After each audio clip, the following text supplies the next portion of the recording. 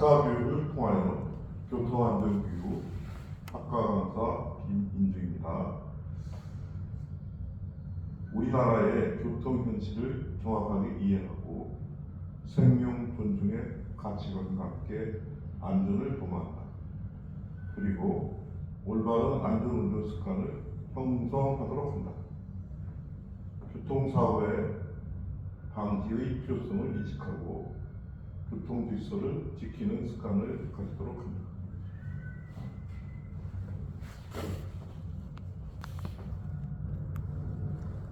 시작. 운전 전문 학원의 학과 교육은 교통법규와 자동차의 구조, 안전 운전 의식 등을 체계적으로 교육하여 우수한 운전자를 양성하고 운전면허 취득 후 도로교통법규를 잘 준수하고 안전운전이 습관화될 수 있도록 하는데 그 목적이 있다. 여기서 교통법규란 이렇게 도로교통법이 있어요. 그래서 여러분들은 이 책을 사기가 쉽지가 않을 거예요. 그렇지만 대법원 홈페이지에 가면 이 관련 법규를 다 조회할 수 있으니까 굳이 이 책을 안 사도 되고, 일단 앞으로는 도로교통법을 자주 접하게 될 겁니다. 그 다음에 자동차의 구조. 자동차의 구조라면 주로 뭐가 생각이 나나요? 사람은 주민등록번호가 있죠. 자동차는 사람처럼 고유의 번호가 있는데 차대 번호라고 있어요. 차대 번호. 그래서 차대가 있으니까 차대 번호가 있겠죠. 그만큼 차대 번호는 중요한데 차대와 또 관계된 상반된 단어가 차체. 차체. 그래서 자동차는 차대와 차체로 이루어져 있다. 그래서 차체를 우리의 신체하고 비슷하게 바디라고 해요. 바디. 그 다음에 차대는 샤시라고 해요. 샤시. 그래서 정비 공장에 가면 하얀 바탕에 까만 글씨로 샤시부 하면 거기에다 차대를 고칠 때 그쪽으로 가면 정비 수리하는 거예요. 그래서 자동차의 구조는 크게 차대와 차체로 구분할 수 있는데, 차대가 얼마나 중요하냐면 자동차가 분실이 돼가지고 저수지에 누가 훼손시켜서 빠뜨렸는데 자동차 번호 남바도 다 훼손시켜서, 근데 가물어가지고 저수지에 물이 다 말리면 자동차 형체가 드러날 거 아니에요. 그러면 그걸 기중기를 끄집어 올려놓으면 자동차 번호도 없지 뭐 하는데, 거기에 엔진이라든지 차체 옆에 보면 차대 번호가 확인할 수 있거든요. 그럼 그 차를 어느 나라에서 어느 회사에서 또 그 소유자는 누구고 그 차 성능은 뭐고 그 이력을 전부 소상히 알 수 있는 게 차대 번호예요. 그래서 차대하고 차체로 자동차가 만들어지면 이제 자동차가 굴러갈 수 있거든요. 근데 굴러갈 때 힘이 있어야 될 거 아니에요. 힘은 어디서 나올까요? 엔진. 그렇죠, 엔진. 그래서 엔진을 우리는 동력 발생 장치라고 하고요. 엔진에서 나온 힘을 바퀴까지 전달하는 그 일련의 장치들을 동력 전달 장치라고. 그래서 동력 전달 장치의 대표적인 거는 파워 트랜스미션, 변속기. 수동 같으면 수동 변속기, 자동 같으면 자동 변속기. 그래서 그게 동력 전달 장치의 넘버원이면 그 앞에 뒤에 연결된 부분 모두가 동력 전달 장치예요. 그래서 그 중에서도 대표격이 변속기다. 나가면 안 되는데. 그래서 동력이 발생돼서 동력이 바퀴까지 전달이 됐으면 이제 차가 굴러갈 때 똑바로 갈 수 있잖아요. 근데 속도를 감속, 줄이거나 스톱, 정지하거나 주차하려면 뭐가 필요하죠? 브레이크. 그렇죠. 브레이크. 그거를 우리는 제동 장치라고 한다. 그래서 이제 똑바로 갈 수 있으면 또 좌로 가고 우로 갈 수 있어야 되네. 그때 또 뭐가 필요하죠? 핸들. 네, 핸들. 그래서 그 핸들을 우리는 조향 장치라고 합니다. 조향 장치의 향이 뭘까요?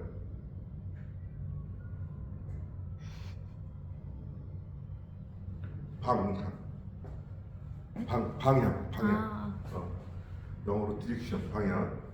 방향을 조절하는 장치. 그래서 그거를 영어로는 스티어링 시스템, 또 스티어링 메커니즘 이렇게 하는데, 조향 장치가 중요한 게 뭐냐면, 핸들은 타이밍이 똑바로 가다가 이렇게 똑바로 가다가 90도로 가려면 속도하고 핸들하고 바란스가 맞아야 되는데, 가는 속도는 빠르고 핸들은 늦으면 차가 이쪽으로 갈 게 아니라 여기로 가요. 또 너무 빨리면 또 이리로 가고. 근데 수치에 늦는 것보다 빠른 거는 나아요. 왜냐면 이렇게 해서 차가 딱 이쪽에 따뜻해지는 시점에서 원상 회복을 시켜서 반납하고 쭉 가면 되거든요. 근데 애초에 속도를 너무 빨리 하고 핸들이 늦어버리면 이쪽으로 그냥 올라가 버린 건 어떻게 할 수가 없어요. 그래서 장내 기능 연습할 때, 주차 연습할 때도 있고, 도로도 있고, 핸들은 타이밍이다. 그래서 타이밍을 잘 맞춰서 하면 좋겠어요. 그래서 동력 전달 장치에 있고, 동력 발생 장치부터, 동력 전달 장치부터, 제동 장치, 그다음에 조향 장치 이렇게 네 가지. 근데 조향 장치 같은 거를 지금 20대 때 알면 8, 90대 할머니 때까지 알거든요. 근데 지금 모르면 8, 90대 돼도 몰라요. 그래서 한번 배워놓으면 의미가 있다.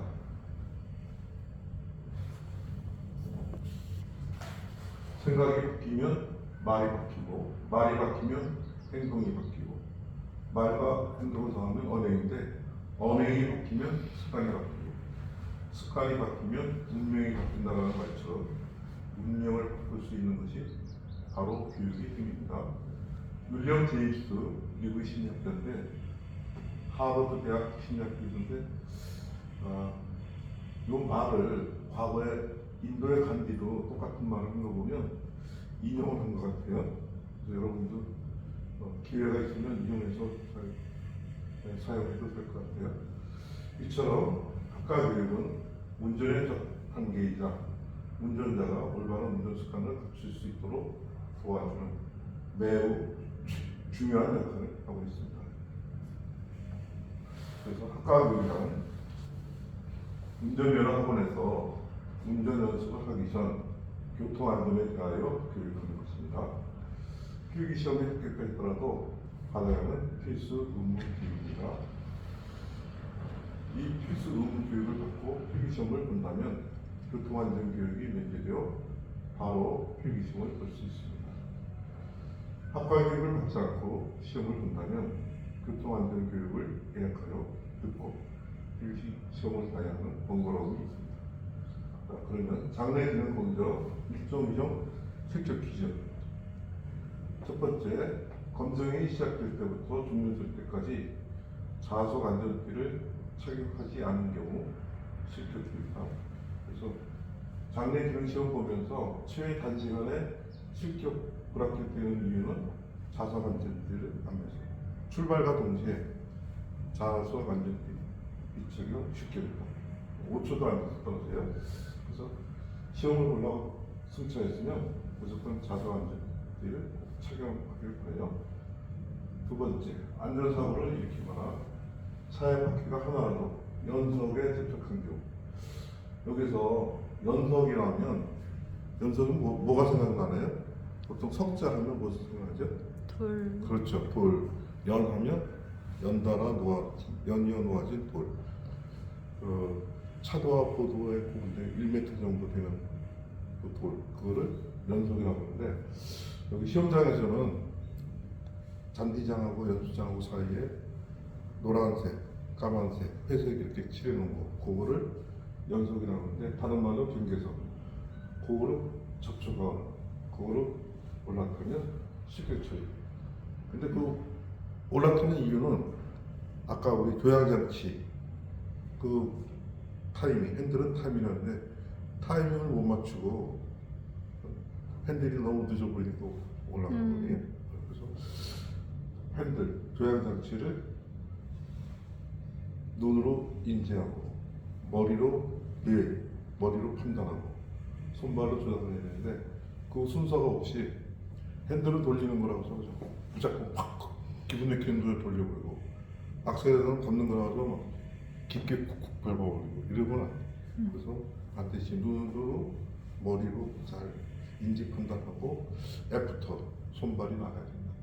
그래서 손발은 눈과 머리에 종이 돼야지 주인이 되면 안 돼요.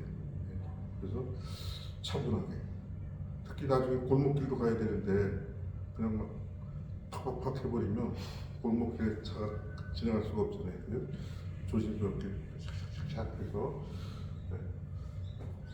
다음에 시험관의 지시나 통제를 따르지 않거나 음주, 과로 또는 마약 때만 약물 등의 영향으로 정상적인 시험이 어려울 경우 실격됩니다. 특별한 사유 없이 출발 지시 30초 이내에 출발하지 못한 경우 실격됩니다. 또 경사로에서 정지하지 않고 통과. 경사로에는 정지선이 위에도 하나 있고 밑에도 하나 있고 그래서 정지선, 밑에 정지선 사이에서 서서 3초 있다가 출발해야 되는데 2초 있다 출발했다든지 또 30초 지나도록 출발을 못했다든지 이러면 실격 처리가 돼요. 또 차고에 진입하여 확인선을 접촉하지 않고 주차 차고에 후진으로 들어가서 뒷바퀴가 하얀 정지선쯤에서 확인됐습니다 소리가 나오는데 그때 이제 주차 브레이크 살짝 들이면 삑 소리가 나면 내리고 후진기어 R을 그냥 D로 바꾸고 앞으로 나가면서 의전하면 되는데 그거를 하지 않으면 실격 처리가 돼요.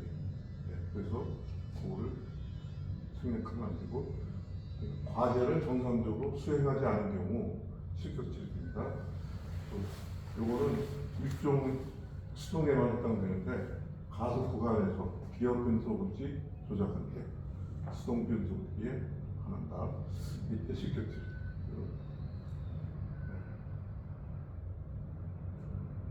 다음에 경사로 아까 하는 얘기인데 정지 구간에서 정지 후 30초를 초과해 통과하지 못할 때 실격되고요. 또 경사로 정지 구간에서 후방으로 1m에서 늦은 경우 실격됩니다. 또 정지 신호 시 정지선은 앞 범퍼가 넘어가는 경우 실격됩니다. 정지 신호에 정지하지 않고 통과한 경우 신호 위반. 그러니까 나중에 도로 주행 시험 볼 때도 신호 앞에 정지선이 있는데 신호가 빨간불로 바뀌는데 정지선을 침범했다 그러면 신호 위반 실격되니까 반드시 신호 전에서는 좀 속도를 겸손하게 해서 신호가 정지선이 보이는데 신호가 파란불에서 노란불로 바뀐다 그러면 정지선에 맞춰서 서고 근데 정지선을 통과했는데 파란불에서 노란불로 바뀐다 그때는 악셀을 지그시 밟으면서 그냥 통과하면 되겠어요. 그래서 애매한 순간에서는 교차로 중간에 정지하면 안 된다. 사전에 쓰거나 지나가거나 그러면 다음은 1, 2종 보통 장례 기념시험 동영상 추천하겠습니다.